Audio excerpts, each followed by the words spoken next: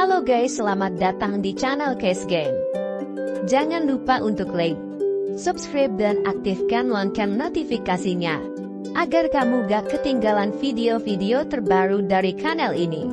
Kali ini kita akan bahas film Filipin. Film-film Filipin ini kayak film Konoha tahun 90-an. Cerita nggak penting, yang penting bisa bikin konak. Tanpa berbasa-basi lagi, mari kita mulai videonya. Berlokasi di Filipina, Augusto dan anak buahnya sedang mengantar seorang pemuda, sebut saja Jaka, yang sudah direkrut menjadi pembantu di sebuah rumah. Augusto pun mewanti-wanti agar pemuda tersebut patuh dengan calon majikannya, karena kalau tidak, nyawa taruhannya. Tahu mau?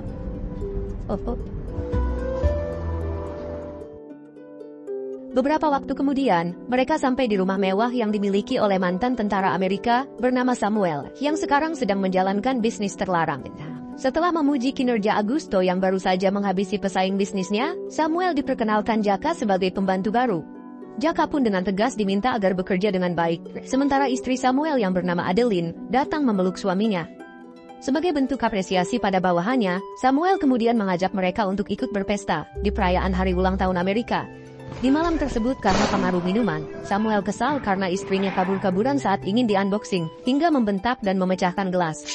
Adeline pun ketakutan dan menangis, yang membuat Samuel luluh untuk meminta maaf, namun tetap mengarahkannya untuk berdinas. Sementara Jaka yang mendengar keributan tadi, masuk dan malah melihat keduanya, yang sedang beraktivitas dalam tanda petik. Samuel yang terganggu, langsung memarahinya, namun Adeline menenangkan Samuel, agar melanjutkannya di kamar mereka. Setelah masuk, Adeline pun segera melayani suaminya, walau terlihat keterpaksaan di wajahnya. Jaka yang masih berada di lantai bawah, merasa kasihan dengan Adeline, namun Jenny yang merupakan pembantu juga, menyampaikan kalau Jaka akan terbiasa. Jenny pun menjelaskan kalau Samuel sangatlah temperamental, dan menyarankannya agar tetap patuh pada kedua majikannya tersebut. Setelah beraktivitas, Adeline turun dan mendapati Jaka, yang melihatnya dengan penuh simpati. Keesokan paginya, Samuel ditelepon kolega bisnisnya, dan segera menyuruh Adeline untuk menghubungi Augusto agar menjemputnya. Di saat itu, Samuel mendapati Jenny yang sedang melihat ke arahnya, dan kemudian keduanya masuk ke dalam rumah. Tanpa diduga, Samuel memberikannya segepok uang, dan Jenny menyusulnya ke kamar mandi untuk berkarya. Masih di sore itu, Samuel dijemput oleh Augusto dan menyampaikan kalau dia akan pulang lebih larut pada istrinya. Setelah menikmati hidangan, Adeline mendapati Jaka yang sedang berolahraga di kolam renang. Beberapa waktu kemudian, Jaka terkejut dengan kehadiran majikannya yang duduk di depan kolam, entah dari kapan. Merasa tidak enak, dia pun langsung naik dan meminta maaf. Namun tanpa diduga, Adeline tidak keberatan, dan malah memintanya untuk duduk bersantai di tempat yang sama. Di kesempatan tersebut, Adeline berusaha mengenal lebih jauh dengan pembantu barunya, sehingga Jaka pun merasa dimanusiakan oleh majikannya. Jaka bercerita kalau dirinya berasal dari sebuah desa yang sengaja mencari peruntungan di kota walau sempat bermasalah, hingga akhirnya bertemu dengan Augusto. Adeline yang mendengar kejujuran tersebut juga menceritakan kalau dirinya juga berasal dari keluarga miskin, di mana ayahnya sakit dan membutuhkan biaya pengobatan. Dia pun bertemu dengan Samuel yang sedang berbisnis di desanya. Sampai singkat cerita, Samuel membayar semua biaya pengobatan ayahnya, walau sang ayah akhirnya tetap meninggal. Setelah itu, Adeline mengalihkan pembicaraan ke topik lain, dan meminta Jaka lebih santai dengannya, manakala sang suami tidak ada. Adeline pun berjanji untuk merahasiakan semua pembicaraan tadi, dan kemudian pergi sesudah memberinya sisa rokok. Karena kebaikan majikannya tersebut, Jaka kemudian merasa tersanjung, dan juga merasa tidak disepelekan di sini. Di keesokan paginya, Samuel baru pulang dan langsung mengamankan pistolnya ke dalam lemari, beserta sejumlah uang. Beberapa waktu kemudian, dia mengajak Jaka ke danau dekat rumah, untuk menemaninya memancing. Di kesempatan tersebut, dia menanyakan latar belakang Jaka, sehingga pemuda miskin itu bercerita, kalau orang tuanya sudah meninggal dan hidup sebatang kara. Samuel pun kemudian bersimpati, dan memberikan motivasi agar Jaka bekerja dengan giat, supaya kelak menjadi orang kaya. Merasa kalau majikannya yang ini juga respect pada dirinya, Jaka pun menuturkan kalau dirinya ingin menabung yang banyak, untuk melanjutkan sekolahnya yang terputus. Namun tanpa diduga, Samuel bersedia menanggung pendidikannya dengan satu syarat, kalau Jaka mau mengadukan barangnya sekarang juga. Mendengar hal itu, Jaka pun terdiam, namun beberapa detik kemudian, Samuel tertawa dan mengatakan, kalau tadi hanya bercanda. Selesainya dari memancing, Samuel bersama Adeline berbaring di pinggir kolam sambil teleponan membicarakan bisnis, sementara Jaka disuruh memijat. Di saat suaminya sibuk, Adeline diam-diam memandangi Jaka dan terlihat pemuda polos tersebut langsung grogi. Keesokan harinya, Adeline terlihat baru saja berbelanja diantar oleh Augusto, dan Jaka mendapat hadiah dari majikannya. Hadiah yang berisi pakaian dan HP tersebut juga terselip secarik surat dari Adeline yang tertulis ucapan selamat ulang tahun, sehingga Jaka semakin betah bekerja di sini. Beberapa hari kemudian, baik Jaka maupun Adeline mulai tidak canggung untuk bertukar pandangan.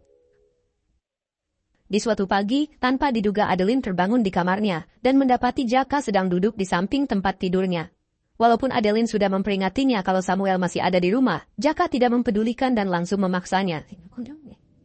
Adeline yang awalnya menolak, akhirnya pasrah dan melakukan aktivitas dalam tanda petik pada pembantunya tersebut. Namun beberapa waktu kemudian, dia terkejut manakala Jaka berubah menjadi suaminya, sambil berlumuran darah. Tanpa diduga, Adeline hanya bermimpi dan ketika ke lantai bawah, dia mendapati suaminya sedang mengunboxing Jenny.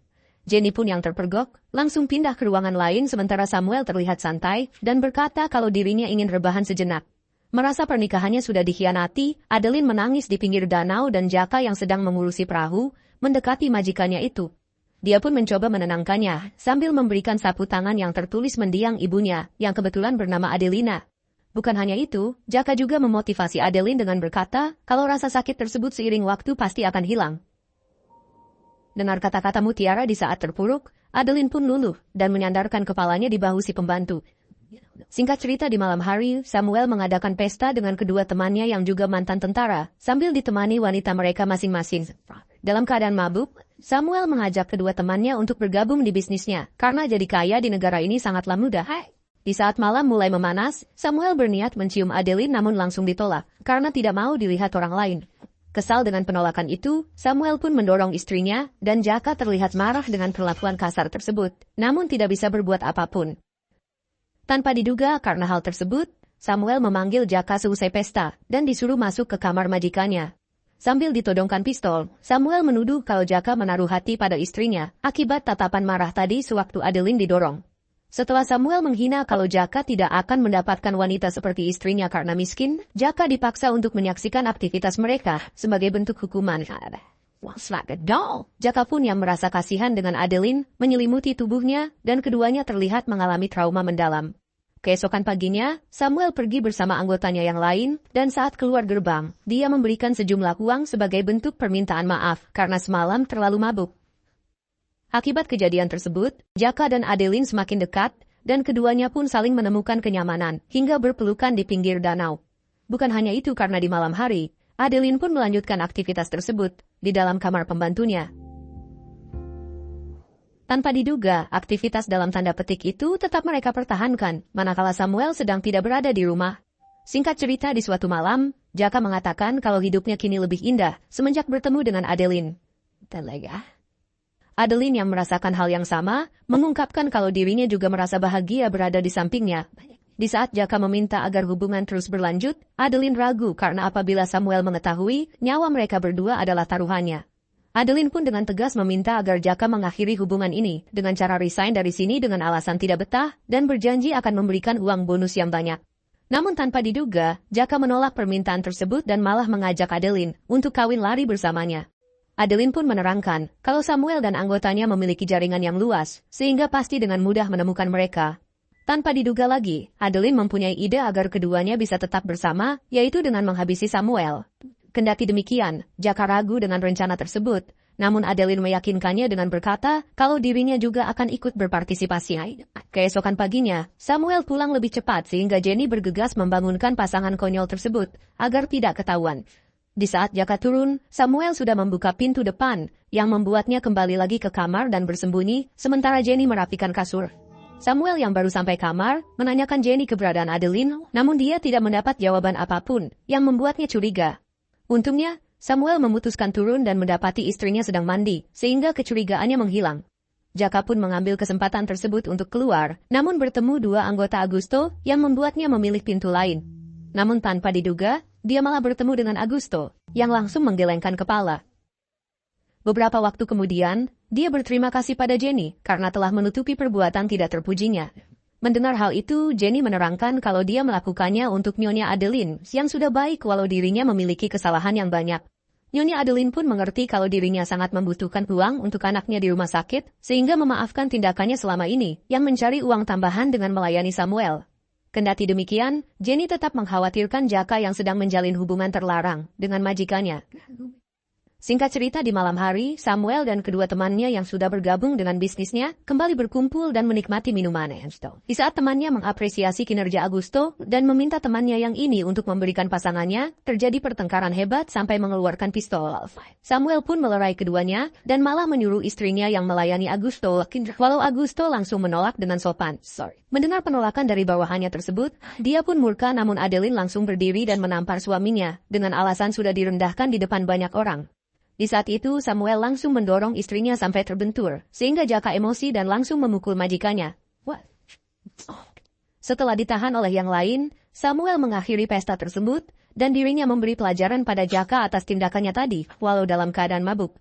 You get this piece of shit out of my face. Tidak sampai di situ, dia kemudian memerintahkan Augusto untuk menghabisi Jaka, walau Augusto tampak terpaksa menjalaninya. Mereka pun membawa Jaka ke tempat sepi untuk dieksekusi, namun Jaka meminta maaf dan sangat menyesali perbuatannya, sambil mengaku kalau dirinya benar-benar mencintai Adeline. Mendengar alasan tersebut, Augusto merasa kasihan dan memutuskan untuk memberi kesempatan pada pemuda polos itu, serta menyuruhnya kabur sejauh mungkin. Keesokan paginya, Samuel meminta maaf atas kelakuannya semalam, dan berjanji akan mencintai Adeline sepenuh hati mulai dari sekarang. Dalam keadaan cemberut, Adeline sumringah manakala suaminya menghadiahi bunga dan kalung emas, yang mengartikan kalau dirinya sudah memaafkan. Namun tanpa diduga beberapa hari kemudian, dia meminta Jenny untuk membantunya berkomunikasi dengan Jaka secara diam-diam. Kedua pasangan konyol itu pun tampak bersedih dengan keadaan, dan singkat cerita pada sore hari, Augusto mencuri pandang ke Adeline saat Samuel sedang sibuk.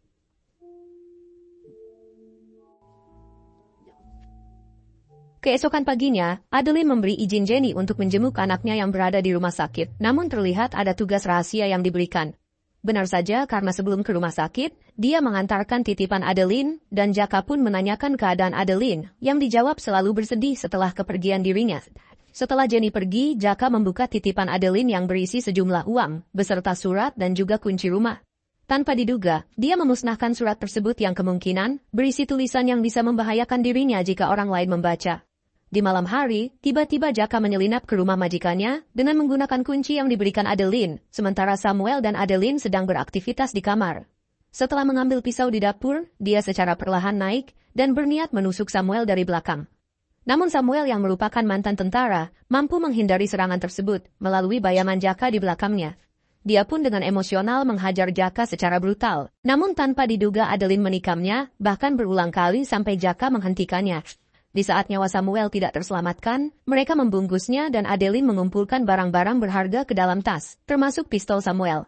Jaka yang merasa bersalah, langsung ditenangkan oleh Adeline, dengan berkata kalau sudah tidak ada lagi yang mengganggu hubungan ini. Kendati demikian, Jaka hanya bisa merespon dengan mengangguk, dan keduanya memutuskan membuang mayat Samuel di tengah danau. Beberapa waktu kemudian saat kembali, Jaka terkejut mendapati Augusto sudah berdiri di pinggir danau. Tanpa diduga, Adeline mendekat dan mencium Augusto, yang mengartikan kalau mereka berpacaran, serta berterima kasih pada Jaka karena sudah membantunya menyingkirkan Samuel. Augusto pun juga mengungkapkan kalau kini dia bisa menikmati kekayaan Samuel bersama Adeline, yang membuat Jaka hancur dengan pengkhianatan tersebut. Bukan hanya itu, dia pun menembak Jaka agar tidak ada lagi pengganggu, namun Adeline malah menghabisi Augusto saat lengah. Sewaktu Jaka masih menahan luka tembaknya, Adeline mengungkapkan kalau Augusto juga bagian dari rencananya untuk mendapatkan kekayaan suaminya, dan berkata kalau dia sudah tidak percaya dengan laki-laki. Walau Adeline jujur cinta dengan pemuda polos itu, namun Adeline tetap menghabisi Jaka agar tidak ada lagi pengganggu dalam hidupnya. Beberapa hari kemudian, Adeline mewariskan kekayaan dan seluruh bisnis suaminya, dan terlihat Jenny masih bekerja di sana. Tanpa diduga di dalam mobil, dia bersedih saat khayalan Jaka muncul sambil tersenyum, dan teringat sapu tangan pemberian pemuda malang tersebut. Demikian alur cerita film kali ini. Terima kasih sudah menonton. Semoga terhibur. Wassalam.